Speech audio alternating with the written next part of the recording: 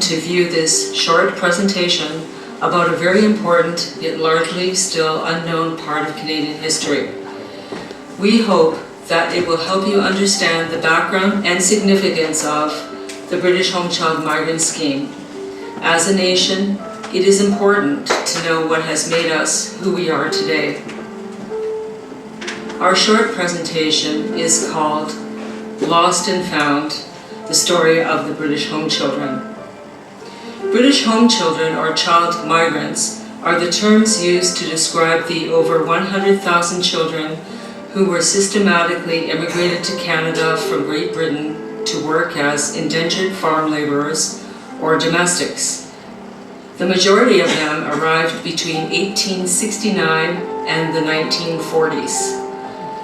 In the beginning, the motives behind this child migrant scheme seemed to be well intended, sending poor British children from the overcrowded and filthy city slums they were in to clean, healthy lives on Canadian farms.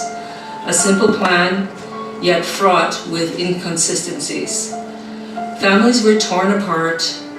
There was improper scrutiny of placement families, and once the children were placed, a lack of supervision.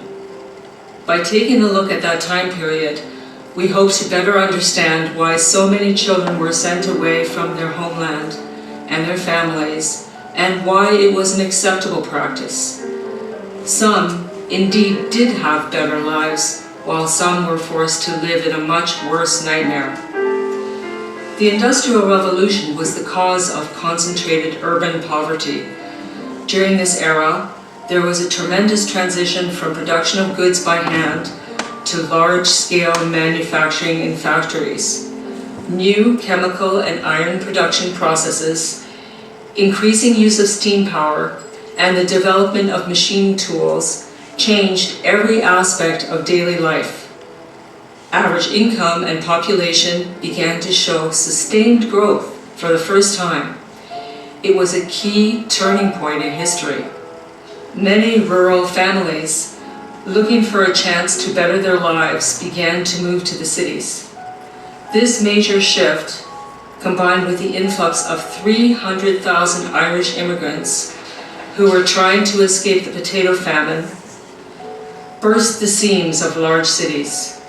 The living conditions of the poor in places like London, Liverpool, Glasgow, and Birmingham were appalling. This changed the system of closely knit extended families, who had, up till now, remained in the areas they were born in. Family members moved a large distance away, and this had consequences. Parents could no longer depend upon their family support in the event of their death or ill health. Children were left with no one to turn to. There were no social systems in place to help out. These dire conditions caused the British Parliament to craft the Poor Law Amendment Act in 1834, replacing the Poor Law of 1601. Prior to this act, helping the poor was the responsibility of individual parishes, which varied widely in their size, population, and financial resources. This change grouped parishes into larger unions, and they were governed by a board of guardians. This more centralized system needed to replace the small facilities that had previously been used with the much-hated workhouse. The workhouses were cold and drafty with high prison-like stone walls. The poor were seen as lazy, and so life at the workhouse was made as undesirable as possible in order to prevent people from abusing the relief system. For the impoverished, the workhouse was seen as a last resort, parents choosing to put their children out to work as young as 4 rather than end up there. When children did work, conditions were usually dangerous. Many children were killed, falling into the path of coal cars, or being crushed to death under machinery in the cotton mills. Some suffered horrific injuries in match factories or glass works. For those reasons, some children resorted to the streets, selling matches, shining boots, or stealing. Lord Shaftesbury, who was an elected MP, became a strong supporter of the rights of working children. He revealed in official reports the details of the abuses they suffered, particularly in the coal mines and textile factories. The public outcry, especially among the upper and middle classes, provided the incentive to change the working conditions of children. Led by Shaftesbury, reformers proposed to limit child labor to a 10-hour day, but factory owners resisted. However, in 1833 and 1844, the first general laws against child labor, called the Factory Acts, were passed in Britain. Under their terms, it became illegal for children under 9 to work in textile factories. Children aged between 9 and 13 should work no more than 8 hours a day. The reformers' main disappointment was that only 4 inspectors were employed to monitor this legislation. They feared factory owners would continue to employ the very young. As well as the Factory Act, reformers believed in the education of the working class children to be a necessity. Ragged schools, the name derived from the ragged conditions of their pupils, were dedicated to the free education of destitute children in 19th century Britain. The schools were developed in working class districts of industrial cities. Many philanthropists who later became involved in child migrant scheme like Annie McPherson, Thomas Bernardo, and Alan Bilbrough were first exposed to the poor children's plight through the ragged schools. In the late 1850s, industrial schools were also established for child offenders by philanthropic societies and church groups to divert children from a life of crime. There, they were to learn a trade which would lead to a better future. Around the same time, an evangelical revival was taking place in Britain, which led to the formation of many religious humanitarian groups. Some of them began to focus entirely on providing the necessities of life to poor children and to teach them about God. Rooms or entire buildings were rented to shelter them. Annie McPherson, a Scottish evangelist who started her first home in the East End of London in 1867, said, "After having them washed, we had beds prepared for them, little thinking that we had to teach them to sleep in them.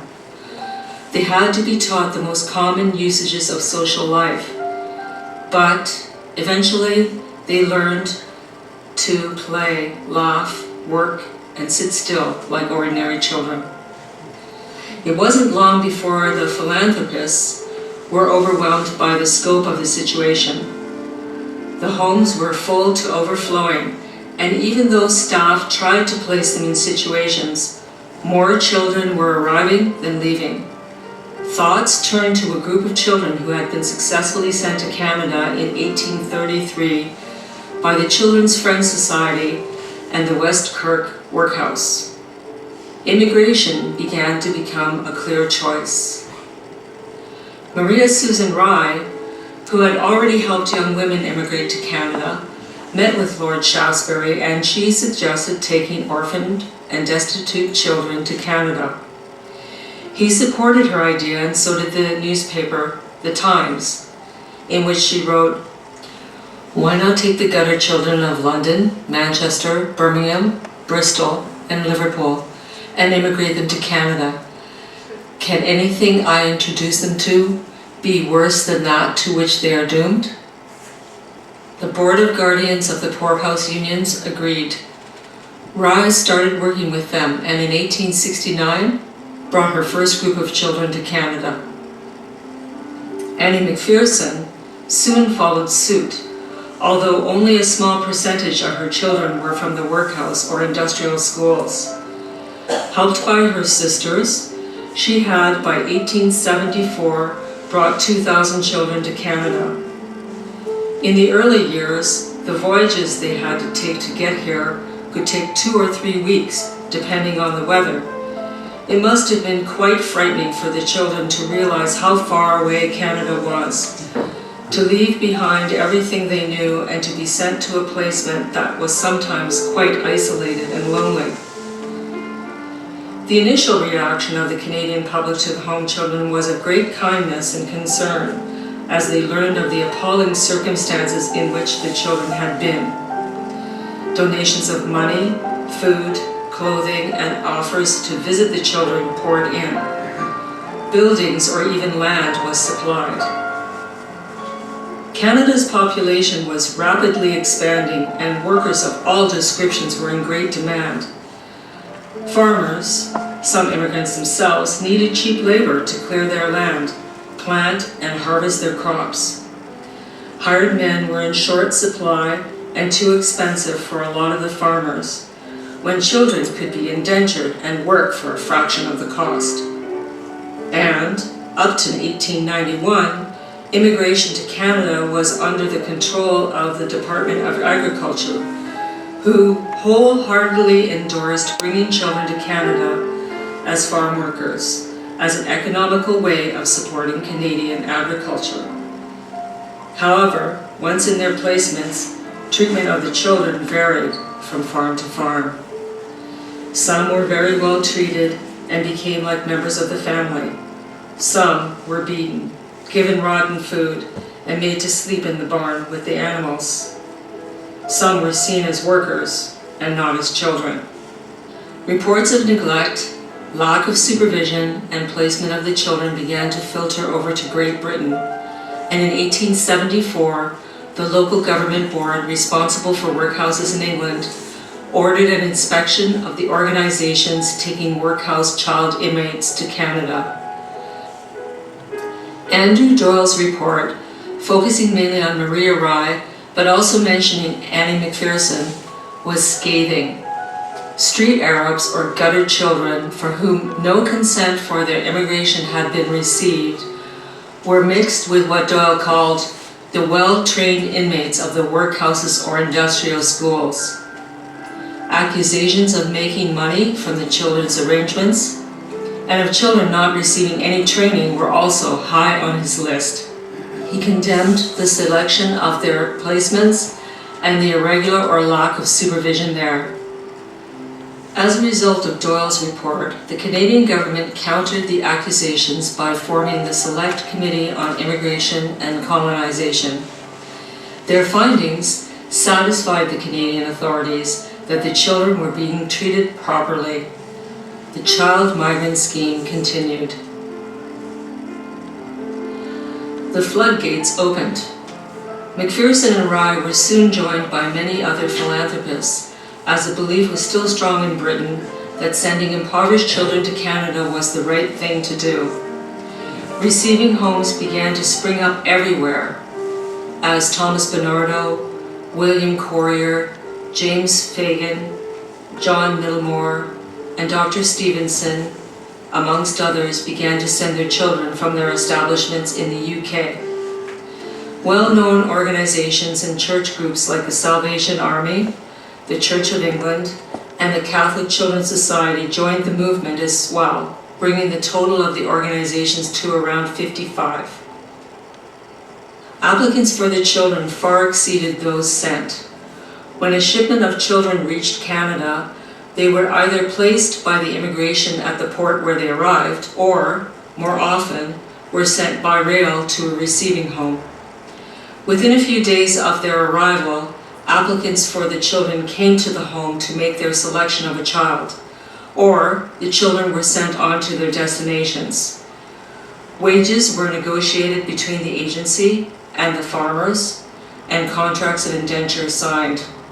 The children's money was usually sent to the organization to be kept on account for them until they were of age, minus expenses. The most notable and notorious of the organization was Dr. Thomas Bernardo's, sending up to 30,000 children to Canada. In spite of Bernardo's open-door policy, accepting any child who required help, he also took to the streets to rescue children and to bring them to his home. There were inevitable problems concerning his right to do so. It was this fact which led the Roman Catholic Archbishop of Westminster, Cardinal Manning, who was also sending children to Canada, to accuse Bernardo of abducting Catholic children in order to bring them up in the Protestant faith. There were reports of parents who, when asking for their children back, were told that their children had already been immigrated, sometimes after shipping notices were sent to the children's parents advising them that their children had been immigrated a week before. As the law stood, no institution had the right to remove children against the wishes of their parents. By 1888, Bernardo had taken many children from what he called cruel, immoral parents in order to give them what he called a good upbringing. Cardinal Manning insisted that Bernardo was breaking the law, and the dispute between the two men was finally taken to the House of Lords. The House reached the conclusion that the doctor's actions had been legally wrong, but that he was morally right. They recommended that there should be a change in the law under which reputable charities would have the right to resist applications for the return of children to grossly neglectful, criminal, or immoral parents. This Custody of Children Act, sometimes known as the Bernardo Act, was created to make these actions legal. It also went on to say that if a parent asked for his child back and the government believed a parent had abandoned or deserted the child, the government did not have to produce the child. The law also stated that if the child was returned to the parent may have to pay the costs incurred to the organization for bringing up the child. At that time, it would have been impossible for a poor parent to hire a lawyer to dispute the rescue of a child or pay back the costs of bringing up the child. Public opinion in Canada was also beginning to change. There were strong opponents to the movement, mainly those who believed in eugenics. Charlotte Whitten, who eventually became the mayor of Ottawa and who was also a member of the Immigration Committee of the Social Service Council of Canada in 1918, publicly denounced the immigration of home children by saying, "Our full strength and resources are bent to the task of keeping this country strong, virile, healthy, and moral, and we insist that the blood that enters its veins must be equally pure and free from taint." Eugenic beliefs, or the belief that the poor possessed undesirable genes and were prone to criminal activities or feeble-mindedness, were sweeping North America and Britain at that time. Dr. Charles Kirk Clark, a prominent Canadian psychiatrist, asylum superintendent, educator, and hospital administrator, believed that European nations were trying to get rid of their insane and genetically defective citizens by sending them to Canada. Whitten agreed with Clark that morality and criminality were inheritable. They believed that allowing these types of immigrants into the country could pose a national menace, as they would produce unhealthy and degenerate offspring. The Canadian manufacturer, in an editorial, said, "A greater outrage has never perpetrated upon a community than that controlled by Dr. Bernardo of London, whose great aim seems to be to gather up the waifs and the offscourings of the slums of that great city, and to dump as many of them upon this country as it can possibly receive." The Toronto News commented that, "We have enough orphan and abandoned children in our own streets to look after. The impudence of a large class of pseudo-philanthropists who make a trade out of shipping outcast children from England to Canada was well exemplified in the remarks of one who had the cheek to contend that more immigration was desirable." The Globe said that waifs and inmates of reformatories, refuges, and lodging houses are not the classes with which to build up a strong nationality. The Toronto Star reported that the children sent to Canada from England are street waifs and workhouse paupers, and the professional philanthropists engaged in the work are largely prompted by mercenary and not charitable motives. At an 1894 Federal Select Standing Committee on Agriculture and Colonization, MP Dr. Peter MacDonald spoke against government subsidies for the immigration of home children. He stated that the organizations were receiving $2 a head, and his concerns were not based on the welfare and safety of the young immigrants, but on their potential ill effect on Canadian society, particularly because of their eventual intermarriage with existing Canadian settler families. He went on to say, "Those children are dumped on Canadian soil who, in my opinion, should not be allowed to come here at all. It is just the same as if garbage were thrown into your backyard and allowed to remain there. We find from the testimony of disinterested parties in this country that a large number of these children have turned out bad and are poisoning our population by intermarrying with them. I think myself this committee should unite in an expression of opinion that no such $2 a head should be paid by this government to bring such a refuse of the old country's civilization and pour it in here among our own people. We have more means to purify our cattle than to purify our population." The government of Ontario deemed it necessary to pass the Act to regulate the immigration of certain classes of children in 1897. It required the sending organizations to be licensed and a dossier of each child's background to be produced and updated. All children who were returned or ran away from their placements, and the reasons for this, were to be entered into their file. This regulation only applied to children involved in the migrant scheme. Although this seemed to benefit the children, the Premier of Ontario, Arthur Hardy, had this to say: "There is a strong public prejudice against the importation of children, owing partly to the work of placing and supervising not having been properly attended to by some of the agencies. This legislation will assure the Canadian public that every precaution is being taken to guard against the moral or physical deterioration of our people." As a result of this, William Courier tried to fight the legislation, citing that his children were of good standards, and when he lost, he refused to send any more children. It was only after his death that Courier started sending children again. Dr. Stevenson's National Children's Home reduced their numbers to half. Strangely, Alfred Owen of the Bernardo Home saw it as effective in removing difficulties from our path of all who were engaged in legitimate and properly conducted immigration work. There were continued reports of physical and mental abuse of the children, suicide of some, and criminal activities by others. The Government of Canada responded to these claims by hiring an inspector of British immigrant children and receiving homes in 1899. George Smart from Brockville, Ontario, was the only person to ever hold that title. His job was to visit receiving homes in Canada and inspect the children from the Poor Law Boards. He hired Charles Mayer of Winnipeg to help him in the West. It was a difficult job, as children were scattered throughout the country. Smart was a great supporter of the movement, calling it a distinct blessing to the children.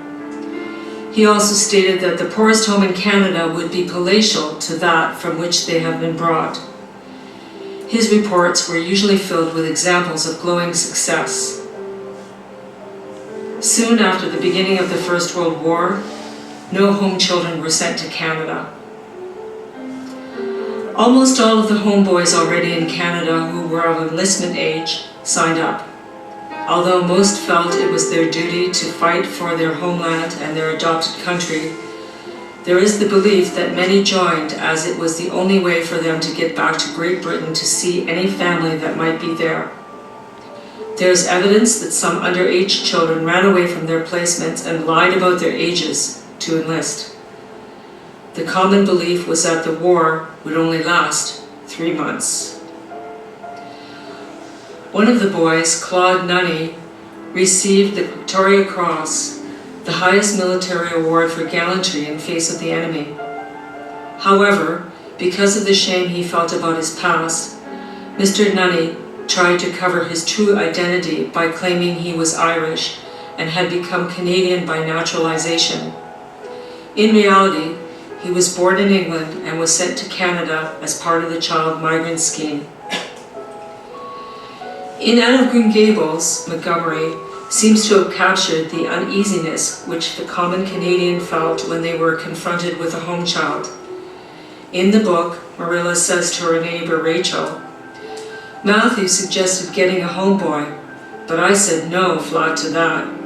They may be all right, I'm not saying they're not, but no London Street Arabs for me," I said. "Give me a native born at least. I'll feel easier in my mind and sleep sounder at nights if we get a born Canadian."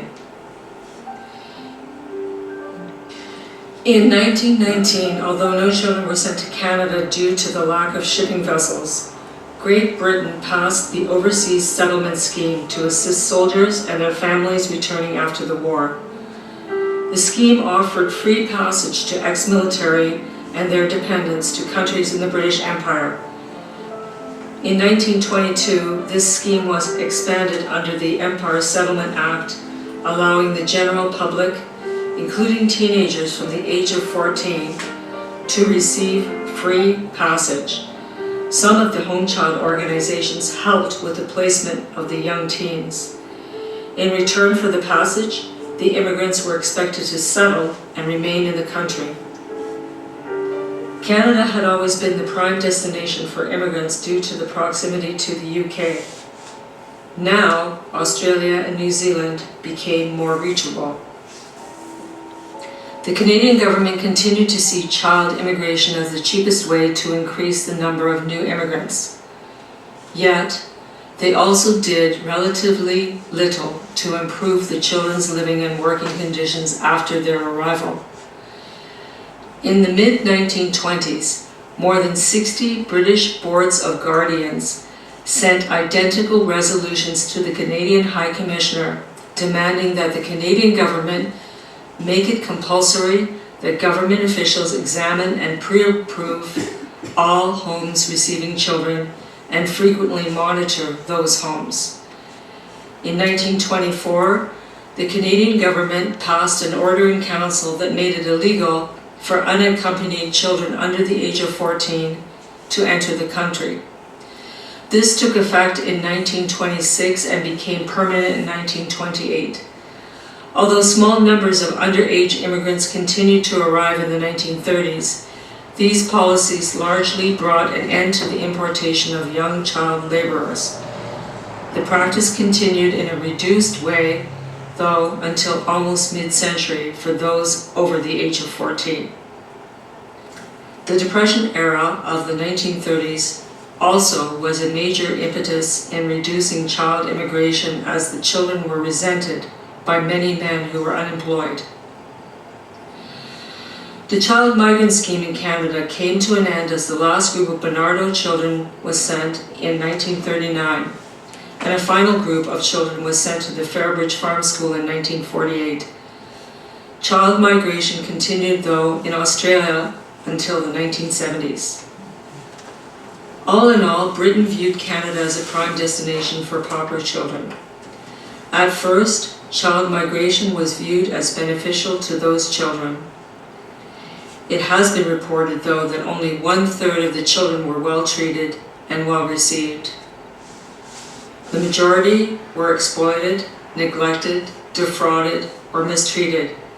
They were valued only for their labor.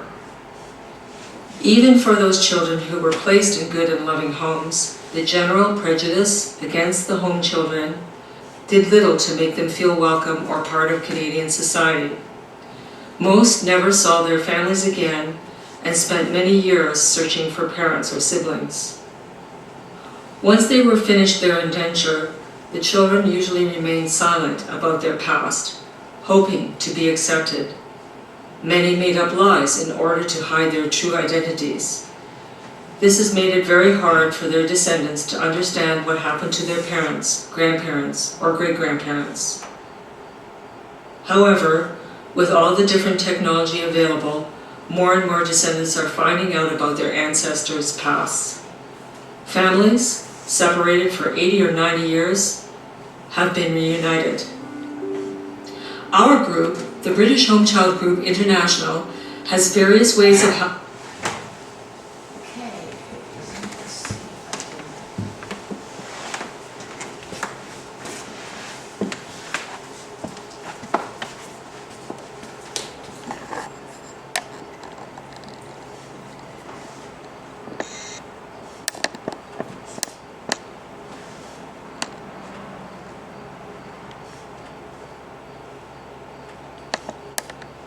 Okay, so the voice you heard speaking, that is my partner. Her name is Sandra Joyce.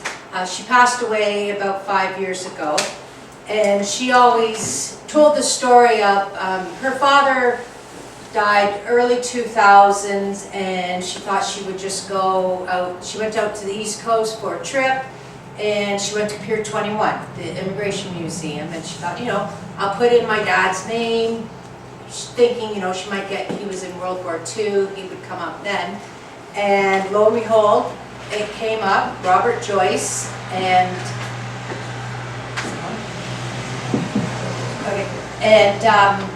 it said 1925 and the Orphan Homes of Scotland. And she didn't understand that. And she phoned her sister, who actually worked for the Immigration Department, and said, do you know anything about the Orphan Homes of Scotland? She's like, no, but I'll look into it. So it turned out that Sandra's father and her uncle were sent here through the Child Migrant Scheme through the Courier Homes in Scotland. Sandy was constantly looking for more information about her father. Found out that he had a sister. He would talk about things, and this is where the children never really truly told their family where they were from. He would say that she knew he worked on a farm, and he would be like, well, I never ate with the family. And she'd be like, well, you're the farm help. Why would you be sitting at the farmer's table? But she didn't know he was only 13 years old, and he was out in the barn, and that's where he had to eat.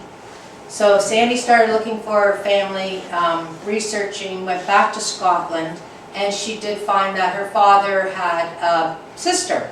And she was old enough that she was able to go into domestic service in Scotland and married, had a family. So Sandy was able to meet up with the children of this aunt. And the one time Sandy was over there visiting, and Dugald, he's like, oh, you have to go and meet my Moira if you're going to London. And Sandy's like, well, yeah, she's written a couple of books, and she was doing research, and she needed to go to London.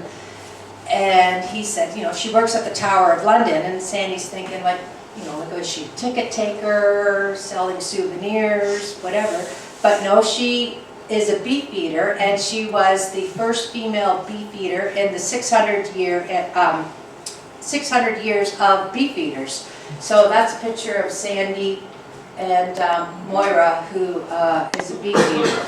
So Sandy was a huge advocate, you know, always playing with promoting an apology, informing people. Again, she said, you know, she was born in Toronto, grew up in Toronto, went to Ryerson.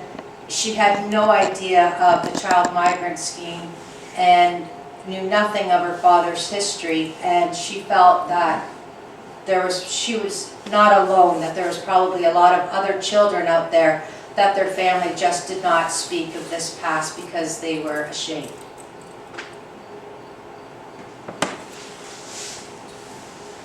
So for my side, my great-great-uncle was the medical director of the Bernardo Homes here in Canada.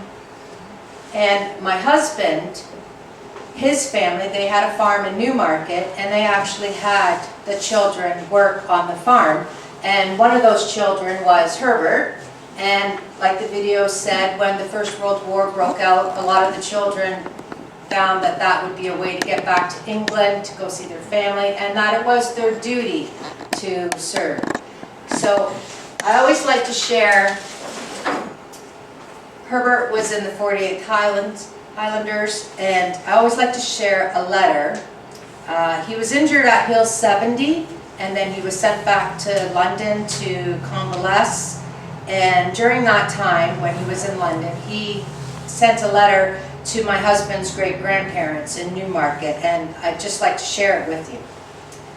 Dear Walt and Mary, your most welcome letter to hand, and was sorry to hear about Mrs. Haynes' father and mother. I expect to go back to France again soon. I guess that will mean another winter in the trenches, although I do not want to go back there again, but I guess it's my duty to go back there again. So Liv is going strong. Tell her it will be a long time before the twins will be called up, as they say the first 7 years is the worst, and every other 13 year after. Say, Walt, Arthur must be a good man, as he must have been with you nearly 2 years now. I guess he has no notion of joining up. If he has, I will let him take my place, as I have seen all I want to see of this war.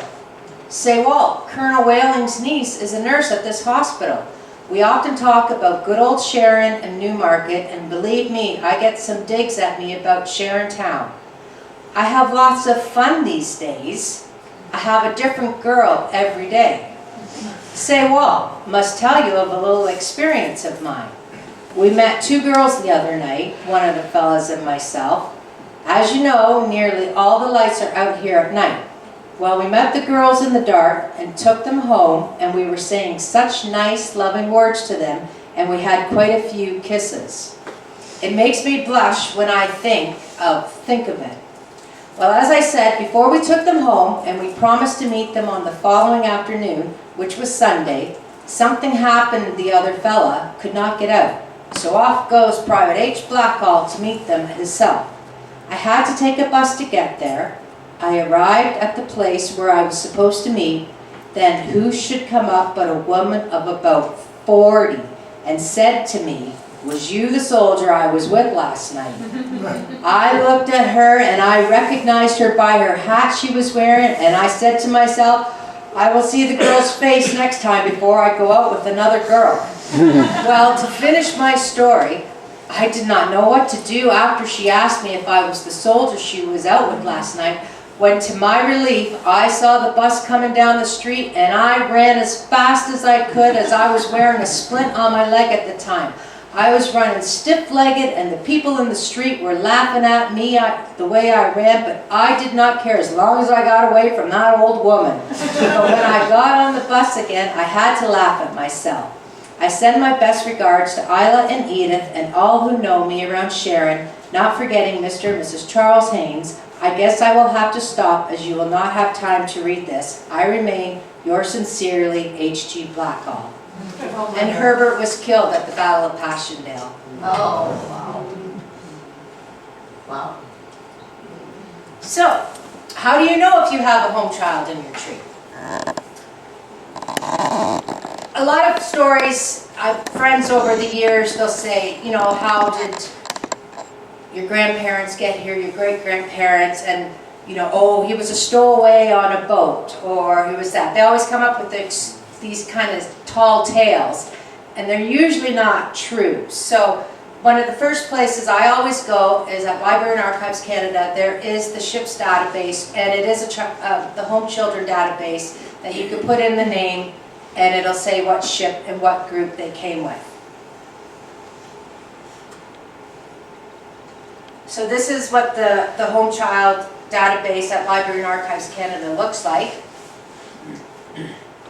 So Arthur, that Herbert talked about in his letter, this is Arthur when he arrived. He came through the Fagan homes. So it tells you their age, it's kind of blurry, sorry. Age, the ship, the group, and what other children were on the ship with them. So these are paid sites. Obviously Ancestry is full of information. Scotland's People, if you have any Scottish research, that is the only place to go to. The Scottish were amazing at keeping records. Prony.gov.uk, that is Northern Ireland. And Find My Past, they have a lot of newspapers and again a lot of military records and all the passenger lists as well. Free is always good, so Family Search, that is another place to go, and you can put in the name and get all the census, again the passenger list. Library and Archives Canada, Free BMD if you need to order, when you order first birth, death, or marriage certificates from England, you need the numbers and you can get them for free off there. And then irishgenealogy.ie. The Government of Canada and the Government of Ireland made a deal years ago and digitized a lot of Irish birth, marriages, and deaths. And the only stipulation is that it be available for free. So if you have Irish, that is a good site. And then the 1931 census came out last year. So Sandy's Uncle Thomas, we've tried searching for years. We can't find him. But in the 1931 census, when it finally came out last year, I was able to find that he got sent to Saskatchewan. So it's still, I still search for him because I don't have his final information.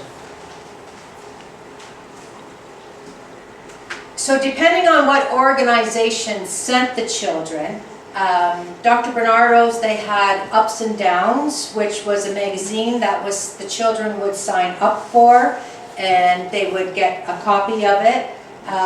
The Fagan homes had Loving and Serving, again the same sort of thing.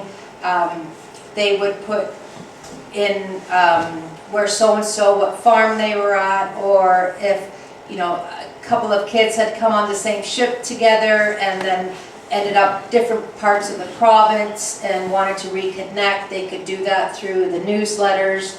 And then a narrative of facts is the Courier's homes, which was Scotland. There's a lot of information in there about the children.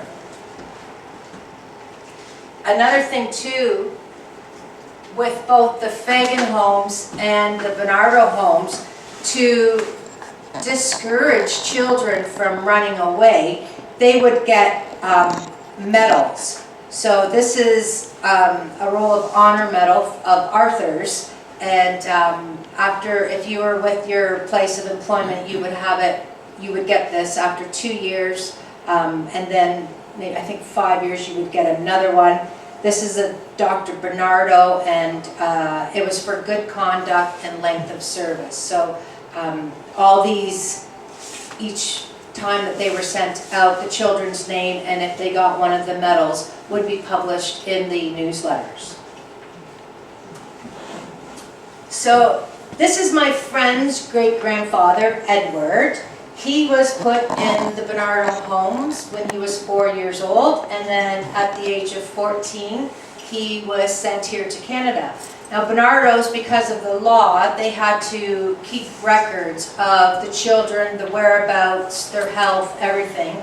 So Bernardo's was very good at those records, and they are available to family members. They do cost a bit of money, and there is a bit of a wait. There's only one woman in England who collects and photocopies all the documents. So the last I heard, it was about a year wait and about £140 for the records. But they are a gold mine of information. My friend, she was able to get the pictures of her great-grandfather. This is his report. It tells you the circumstances of how Edward got to the Bernardo homes, the story, the backdrop, his mother wasn't a very nice person, and a woman found him in a hall kind of in the streets of London and took him there.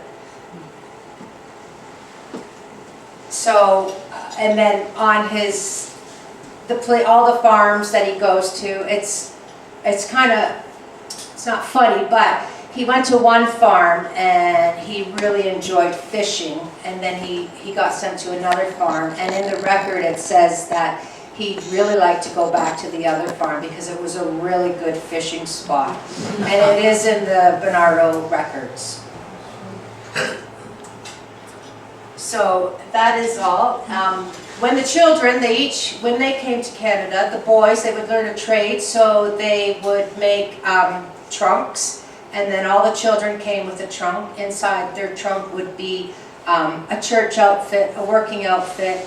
They would have books to read, and that was their only possession. So that's the British home children story. Does anybody here have a home child in their family? And my grandfather and uncle came with the Bernardo, well treated on 2 different farms, and I did send for all the information, wonderful pictures, and they followed my grandfather right until his wedding. Really? I have all that information, yeah.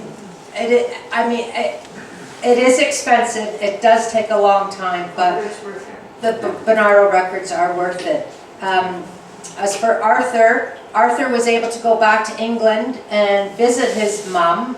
My husband, he knew Arthur, and he didn't know Arthur wasn't related, because even when Arthur was living in the seniors residence in Newmarket, my mother-in-law would go and get him and bring him back to the farm for Christmas dinners, for Thanksgiving dinners. So he was just always a part of the family. I think that those are few and far between the good stories. There were, as the video said, there were children who were not treated well. George Green in Owen Sound, he was murdered. She was tried, and she did spend a little bit of time in prison. But yeah, there's, as Sandy always said, there's over 100,000, but there's 100,000 stories. There's the horrible, and then there's the good ones. Some famous descendants of British home children are Doug Ford. His grandfather is a home child.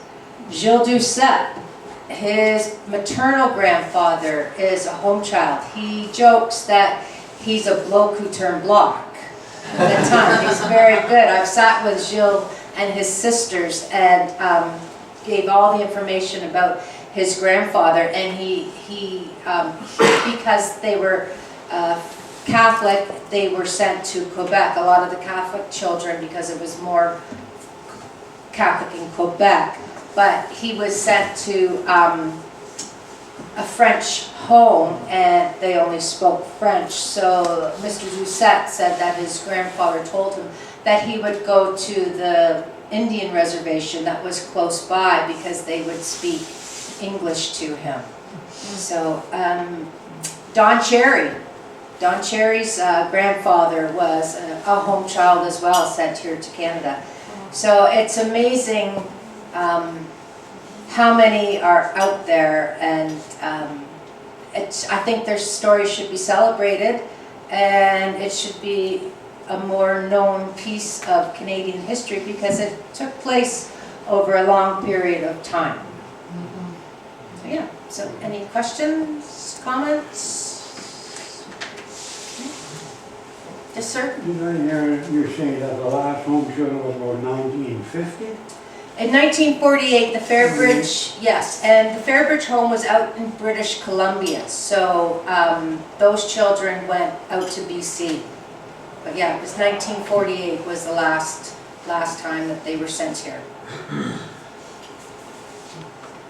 Were the children all across Canada, or were there prominent provinces that took them in? It was mostly Ontario and Quebec, but they were in Nova Scotia, all the Atlantic provinces, and Bernardo's had a receiving home in Manitoba, and then they were sent from Manitoba, Saskatchewan, Alberta, and then there was the Fairbridge home was out in British Columbia, so right across Canada. But predominantly in Ontario. They're receiving homes. They were in Toronto, Brockville. Bernardo girls went to Peterborough. They were in Cambridge, Stratford. They were all over. I thought I noticed a receiving home in Toronto on Jarvis Street. Is that Yes, correct? yes. Is that still there, do you know? I'm not You sure. realize it's something else, obviously, but is it still there? I'm not sure. I think it was probably a big old house and it was probably torn down to make condos. But the Bernardo headquarters is actually, it used to be Peter Street. It's right by Rogers Center. It's now a whole fancy hotel. It's Blue Jay Way, and they kept the facade of the house, of the where the Bernardo headquarters was, and then they built a massive, very fancy hotel, the Bija Hotel behind it. And then Fagan Homes was on George Street in Toronto, and it's right next door to, I forget, it's the biggest men's shelter in Toronto that's been around for a long time. Sandy's dad actually was one of the superintendents. If anybody remembers going to the C&E, there used to be Fifi the clown that would always go to sick kids, and he would be at the C&E. He was a Bernardo boy, and it's interesting sometimes when you see what their career choices were. Like, he was always a sad clown, but he always wanted to help the children. So I just wonder if his time, if that led him to be a clown.